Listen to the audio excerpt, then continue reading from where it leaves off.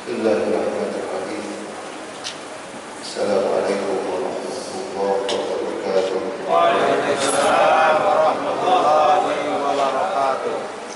Hamdan wa syukran lillah alladzi an'amana bi ni'matil iman wal islam wa hadana ila siratal mustaqim.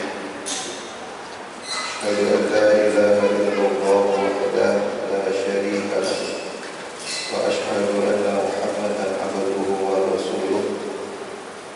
Allahumma shalli ala Muhammad wa ala alihi wa sahbihi wa ansarihi wa junudihi wa man jahada fi sabilihi ila yaumil qiyamah.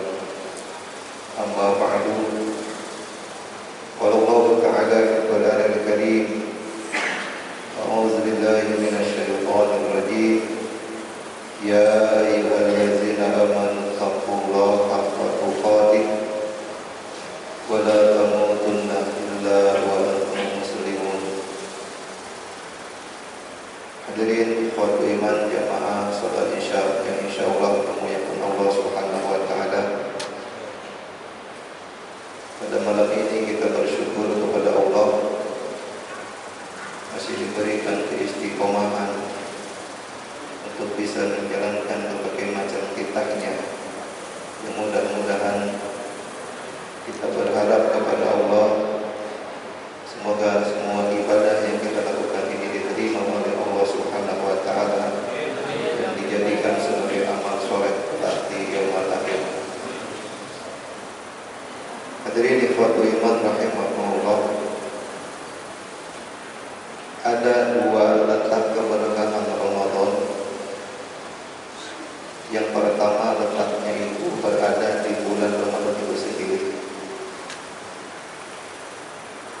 Kenapa Ramadan ini mengandung keberkahan? Ternyata setelah kita teliti, kita pelajari, di bulan Ramadan ini banyak sekali amalan-amalan yang istimewa, bahkan diistimewakan oleh Allah Subhanahu wa taala. Setiap yang kita lakukan berupa kebaikan di bulan Ramadan itu ada keistimewaan tersendiri. Dari sekian banyak, mungkin saya akan mengambil salah satu saja. Di antara keistimewaan yang ada di bulan Ramadan itu adalah orang-orang yang melaksanakan sholat tarawih, mereka itu akan mendapatkan ampunan dari Allah Subhanahu wa taala. Kata Rasulullah, "Man qama ramadhana imanan wa ihtisaban, ghufira lahu ma taqaddama min dhanbi." Dan siapa yang mendirikan qiyam Ramadan dengan penuh keimanan dan ihtisaban, perhitungan kepada Allah Subhanahu wa taala, niatnya hanya untuk Allah semata, ghufira lahu ma taqaddama min dhanbi, maka dia akan mendapatkan atau diampuni dosa-dosanya yang telah lalu. Namun patut kita ketahui, qiyam Ramadan yang seperti apa yang akan mendapatkan ampunan itu.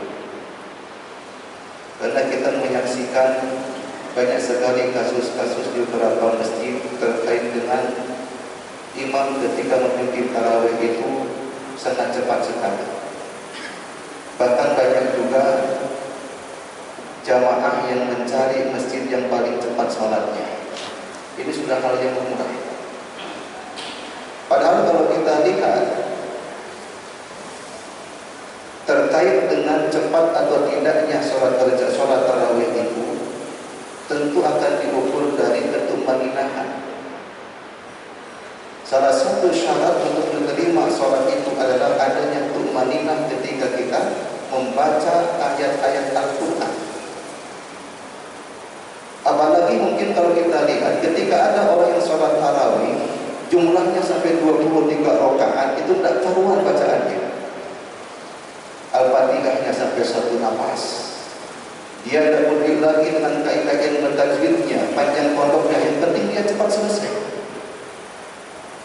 Perkara inilah yang akan menjadikan dosa besar bagi si imam. Semakin banyak makmum yang dia pimpin, semakin besar dosanya bagi si imam. Kenapa? Karena ketika dia memimpin sholatnya itu sudah tidak lagi mengindahkan terkait dengan ketumaninahan dalam sholat berjamaah. Ini bahaya. Kata Rasulullah SAW dalam sebuah hadis yang sahih, beliau mengatakan, "Idza qumta ila shalah," jika kamu itu mendirikan sholat, maka bertakbirlah kalian. Tsumma qra' ma tayassara minal Qur'an, lalu bacalah yang mudah dari Al-Qur'an. Tsumma hatta tatma'inna raki'an, lalu rukuklah dengan tumanina ketika kalian rukuk. Rasulullah SAW ketika dia itu melaksanakan sholat, dia jadikan sholat itu sebagai hiburan antara dirinya dengan Allah Subhanahu wa Ta'ala. Dia jadikan sholat itu sebagai komunikasi, sarana komunikasi antara dirinya dengan Allah Subhanahu wa Ta'ala. Artinya Rasulullah SAW dalam hal itu membaca baik Al-Fatihah maupun surah-surah yang lainnya betul-betul dia hayati, dan itu juga dalam hal gerakan-gerakannya betul-betul tumaninah dalam masalah gerakannya. Lalu bagaimana dengan kondisi kita sebagai makmum ketika mendapatkan imam seperti itu? Jangan sampai dibiarkan. Diingatkan imam yang ngaco ketika dia sholatnya, dan tumanina, belum sempurna ruku dia sudah sujud, belum sempurna sujud dia sudah berdiri. Ingatkan oleh makmum di situ. Karena ada beberapa kasus di masjid kami, ada dua ustaz yang ketika dia jadi imam tarawih itu sholatnya cepat sekali, bahkan satu nafas al-fatihahnya. Selesai dia sholat, kita panggil, "Ustaz, emang mau kemana kok cepat-cepat? Bisa nggak kalau misalkan baca itu mad dan ayat per ayat?" Karena setiap bacaan yang kita baca itu akan dijawab oleh Allah Subhanahu wa Ta'ala. Misalkan kita membaca Alhamdulillahirabbil alamin, qala azza wa jalla, dalam ayat kursi disebutkan ketika kita membaca Alhamdulillahirabbil alamin, Allah langsung menjawab hamidani abdi, hambaku memujiku. Kita baca lagi Ar-Rahmanir Rahim, Allah menjawab hamidani abdi, hambaku telah memujiku. Kita baca lagi yang namanya Ar-Rahmanir Rahim, majadani abdi, hambaku menyanjungku, kata Allah. Kita baca lagi iyyaka na'budu wa iyyaka nasta'in, Allah menjawab di situ, hambaku memohon kepadaku dan aku akan berikan apa yang dia mohonkan. Artinya di dalam bacaan-bacaan ini ada sarana komunikasi antara kita dengan Allah Subhanahu wa Ta'ala. Bayangkan misalkan ketika ada imam baca yang dengan cepat, banyak mereka pun juga tidak karuan di situ, tidak karuan, akan seperti apa sholatnya di situ? Seperti mungkin kita pernah menonton ada bacaan imam siratal ladzina an'amta 'alaihim ghairil maghdubi 'alaihim waladdallin, amin. Amin di sini apakah memiliki arti atau tidak? Jelas tidak. Hati-hati dalam mengucapkan amin di sini. Aminnya akan mendapatkan ridho dari Allah, yang akan mendapatkan pengabulan wa adalah dengan kalimat amin. Allah sudah berkata, Allah akan mengijabah apa yang kita baca di situ dengan kalimat seperti itu. Kalau ada orang cuma amin atau amin, itu tanpa makna di situ. Inilah yang harus kita perhatikan. Lalu kita juga menyoroti kondisi imam, kondisi makmum ketika dia sholat berjamaah. Ternyata banyak juga di antara makmum yang tidak sabar ketika sholat berjamaah. Ada 4 kondisi makmum ketika dia mengikuti sholat berjamaah bersama imam. Ada yang pertama, ada yang mutaba'ah.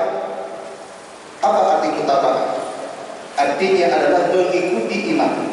Dan inilah yang disyariatkan, inilah yang dicontohkan oleh Rasulullah SAW, bahwasanya kita diwajibkan untuk mengikuti kepada imam ketika kita sholat berjamaah.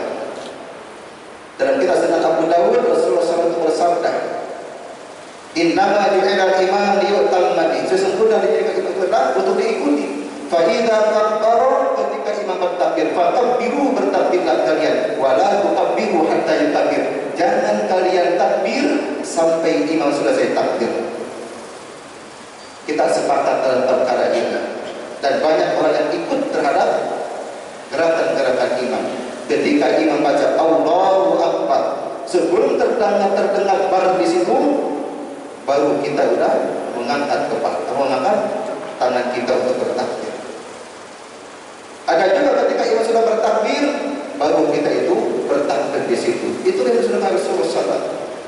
Kemudian fa'idha qara'a, ketika imam itu membaca, artinya membaca ayat-ayat yang dijaharkan di situ. Fastami'u lahu wa ansitu, maka dengarkan dan simak bacaan si imam itu, bukan sama-sama kita membaca. Yang parahnya lagi adalah ketika imam baca surat, makmum sibuk baca Al-Fatihah. Itu tidak ada dasarnya sama sekali, tidak ada keterangan di situ. Ini yang terjadi di masyarakat kita karena mereka tidak tahu dan tidak pernah dikasih tahu, bahkan mungkin tidak pernah mau belajar untuk menuntut ilmu. Imam baca qul ya ayyuhal kafirun, makmum sibuk dengan bacaan Al-Fatihah. Itu tidak ada dasarnya di situ. Cari dan mana kita dapat ketemu di situ. Inilah kondisi umat yang mungkin kita lihat, terutama di masyarakat pedesaan itu masih ada seperti itu. Kemudian selanjutnya adalah wa idza qala sami Allahu liman hamidah, dan ketika si imam ini mengucapkan kalimat sami Allahu liman hamidah, faqulu, jawablah oleh kalian wahai para makmum dengan jawaban Rabbana lakal hamd. Tapi masih ada di antara makmum ketika imam membaca sami Allahu liman hamidah, makmum menjawabnya sami Allahu liman hamidah. Kalau kita artikan Pak di situ, ketika imam berkata memohon kepada Allah Subhanahu wa taala, sami Allahu liman hamidah, ya Allah dengarkanlah akan ada orang yang memujimu ya Allah. Siapa dia? Faqulu, dijawab oleh si makmum, isi pujian adalah Rabbana lakal hamdu, Tuhan kami hanya milik Engkau lah segala pujian. Ini salah satu dialog antara makmum dengan si imam. Fa'idha sajada, ketika imam itu sujud, fasjudu, sujudlah kalian. Wala tasjudu hatta yasjuda, dan jangan kalian sujud sampai imam selesai sujud. Inilah tentang kita untuk disiplin dan bersabar menunggu barunya si imam, baru kita sujud. Tapi kebanyakan di antara makmum tidak mutaba'ah terhadap imamnya. Itu yang pertama. Keadaan yang kedua, ada makmum yang musabaqah. Arti musabaqah itu adalah mendahului gerakan-gerakan si imam. Imam belum sujud, dia sudah sujud. Imam belum rukuk, dia sudah sujud. Para ulama bersepakat, hukum musabaqah itu adalah hukumnya haram dan sholatnya batal, tidak sah sholatnya di situ. Siapapun di antara kita, kalau misalkan kita ikut berjamaah, lalu kita mendahului imam dalam gerakan-gerakan si imam, berarti sholat kita sia-sia, alias tidak akan diterima oleh Allah Subhanahu wa taala. Kata Rasulullah sallallahu alaihi wasallam, beliau mengatakan, ayyuhan nas, wahai manusia, inni imamikum, sesungguhnya aku inilah imam kalian, fala tasbiquni birruku wala bisujud wala bil insiraf. Maka jangan kalian itu mendahului aku ketika aku ruku, ketika aku sujud, ketika aku diam, ketika aku qiyam atau berdiri, dan ketika aku selesai daripada sholatnya. Inilah yang saya Rasulullah SAW untuk kita. Tapi kebanyakan di antara makmum itu, banyak di antaranya orang yang musabaqah. Berarti orang ini tidak akan diterima sholatnya oleh Allah Subhanahu wa taala, alias batal. Bahkan ada sanksi hukuman dari Rasulullah SAW bahwa kalau di hari kiamat makmum yang senantiasa musabaqah terhadap imam, bahwasanya Allah Subhanahu wa taala akan merubah wajahnya dengan wajah imam. Bahkan dalam riwayat Bukhari disebutkan al-wajhul kalbi, bahwasanya Allah akan merubah wajahnya dengan wajah anjing. Naudzubillah min dzalik. Ini bagi makmum yang senantiasa musabaqah terhadap imam. Yang ketiga, kondisi makmum ketika dia sholat jamaah itu ada yang disebut dengan muwafaqah. Artinya adalah ada makmum yang senantiasa bersama-sama antara gerakan dan bacaan bersama imam. Makmum ke imam ketika mengangkat tangan untuk bertakbir, kita sudah mengangkat tangan juga di situ. Allahu Akbar. Belum terdengar bar, kita sudah mengangkat tangan di situ. Imam ketika dia ruku, kita sudah mulai romah ruku di situ. Selalu bersama-sama dengan imam. Bisakah mungkin kita ini bisa untuk bersabar, menunggu sedikit saja, tunggu sampai selesainya, sampai betul-betul maninah imam itu ruku, baru kita ruku di situ. Tapi mayoritas di antara makmum itu kebanyakan muwafaqah. Dan kita lihat hampir di setiap masjid-masjid, kebanyakan makmum ketika sholat berjamaah dia muwafaqah bersama imam. Para ulama menghukumi makmum yang seperti itu hukumnya makruh. Artinya kalau Kalau sudah perkara makruh, lebih baik kita tinggalkan dan jangan sampai kita amalkan. Dan yang terakhir, terkait dengan kondisi makmum ketika sholat berjamaah itu adalah ada yang at-takhalluf. Maknanya adalah ada makmum yang senantiasa melambatkan gerakan-gerakan atau sampai tertinggal gerakannya itu dengan imam. Imam sudah ruku, dia masih berdiri saja. Imam sudah sujud, dia masih berdiri saja di situ. Artinya lalai, dia lambat di situ. Para ulama menjelaskan di sini ada dua macam terkait dengan at-takhalluf. Ada at-takhalluf bil qadar. Ada at-takhalluf dia lambat dan ada udzur syar'i. Seperti misalkan kita lagi dalam keadaan sakit, kita susah untuk ruku, susah untuk berdiri, susah untuk sujud misalkan, sampai sering tertinggal oleh gerakan-gerakan si imam. Atau bisa juga kita tertinggal gerakan imam itu dikarenakan tidak terdengar bacaan-bacaan oleh si imam. Misal kita berada di belakang, tiba-tiba mic ininya mati atau aliran listrik sampai tidak terdengar bacaan imam oleh kita yang ada di belakang. Akhirnya kita sering tertinggal gerakan oleh imam. Para ulama dari sepakat, tipe orang-orang yang punya uzur syar'i tidak masalah sekalipun dia tertinggal oleh gerakan-gerakan imam. Namun ada lagi yang kedua, ada yang namanya takhalluf dan rukni. Ada dia itu ketika dia itu melampaukan sholatnya dengan ada unsur kesengajaan sampai dia tertinggal rukunnya, maka hukumnya sama dengan musabaqah. Artinya sholatnya itu batal dan hukumnya haram. Dan inilah yang mungkin sering terjadi juga di masyarakat kita. Kadang-kadang ada di antara makmum yang takhalluf terhadap imam tanpa ada udzur syar'i.